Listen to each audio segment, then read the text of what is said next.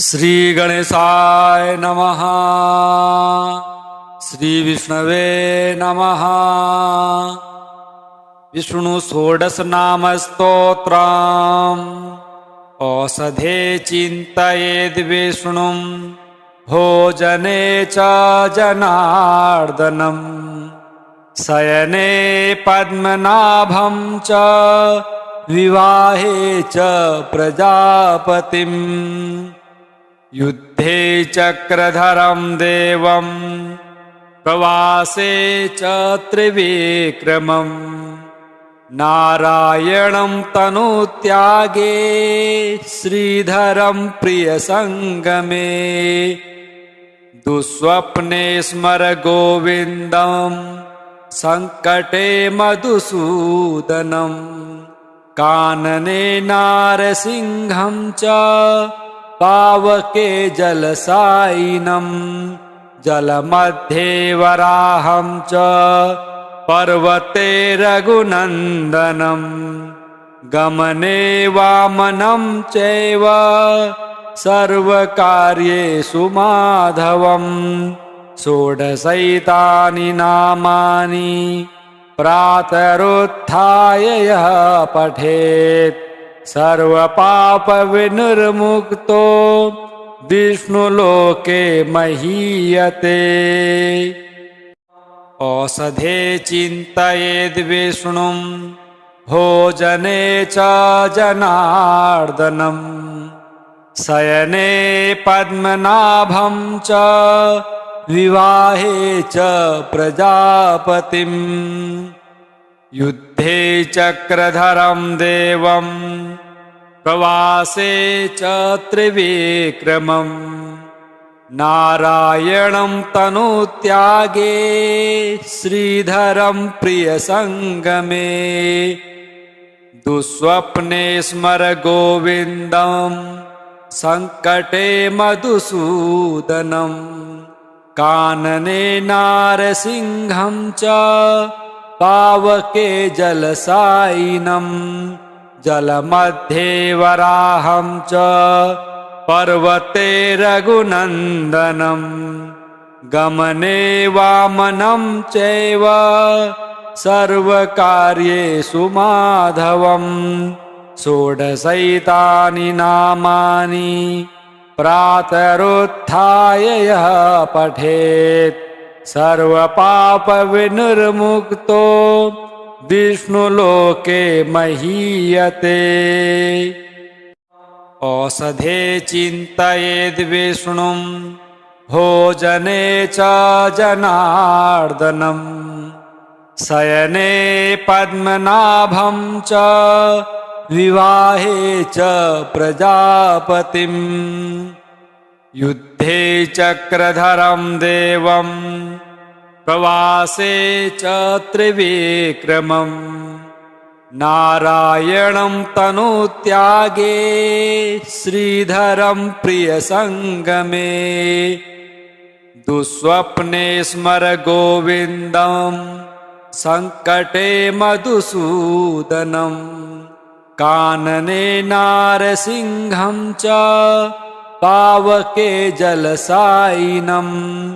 जलमध्ये वराहं च पर्वते रघुनन्दनं।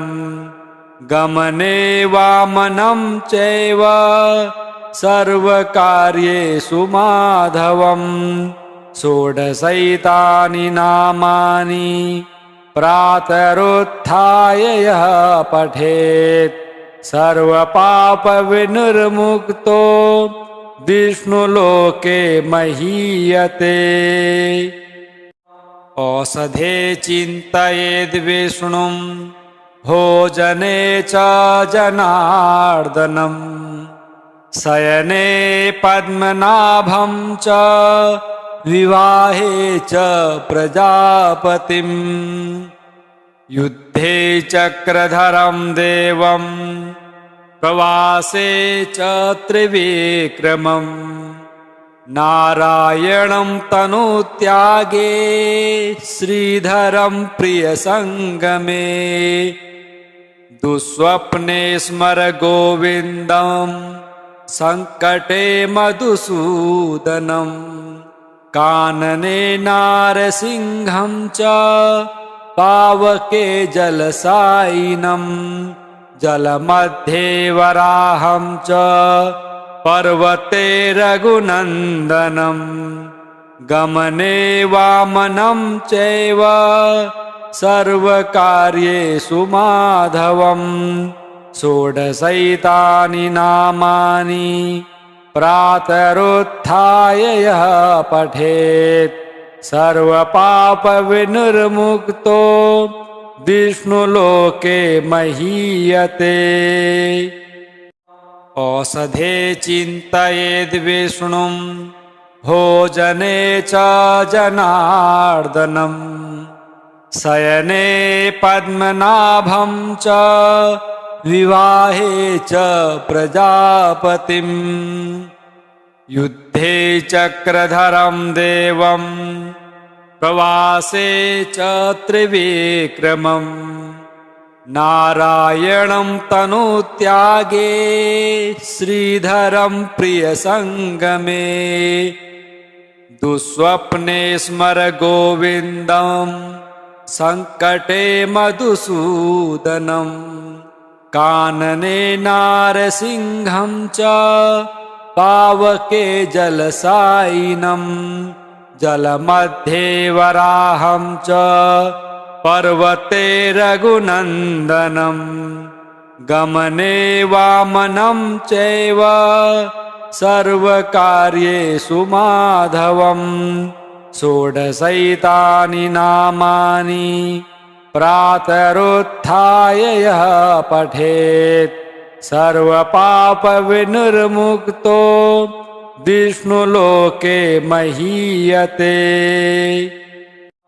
औषधे चिन्तयेद् विष्णुं भोजने च जनार्दनम् शयने पद्मनाभं च विवाहे च प्रजापतिं युद्धे चक्रधरं देवं प्रवासे च त्रिविक्रमं नारायणं तनुत्यागे श्रीधरं प्रियसङ्गमे दुःस्वप्ने स्मर गोविन्दं सङ्कटे मधुसूदनं कानने नारसिंहं च पावके जलसायिनं जलमध्ये वराहं च पर्वते रघुनन्दनं गमने वामनं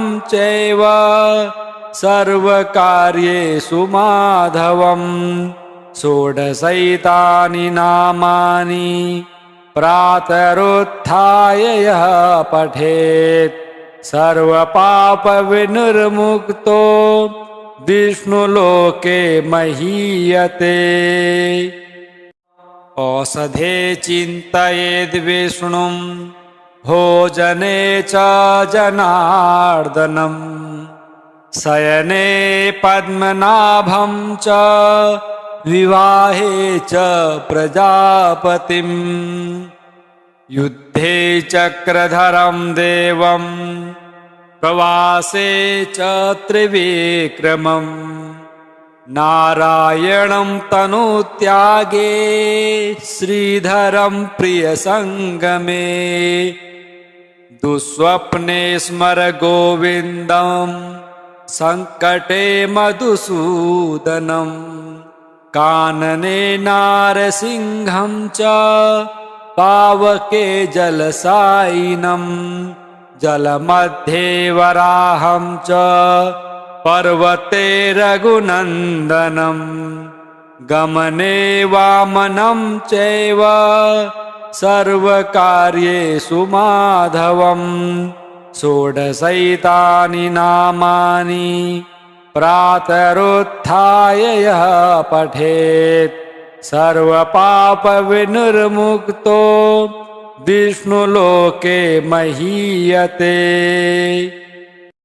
औषधे चिन्तयेद् विष्णुं भोजने च जनार्दनम् शयने पद्मनाभं च विवाहे च प्रजापतिम् युद्धे चक्रधरं देवं प्रवासे च त्रिविक्रमम् नारायणं तनुत्यागे श्रीधरं प्रियसङ्गमे दुःस्वप्ने स्मर गोविन्दं सङ्कटे मधुसूदनं कानने नारसिंहं च पावके जलसायिनं जलमध्ये वराहं च पर्वते रघुनन्दनं गमने वामनं चैव सर्वकार्येषु माधवं षोडशैतानि नामानि प्रातरुत्थाय यः पठेत् सर्वपापविनिर्मुक्तो विष्णुलोके महीयते।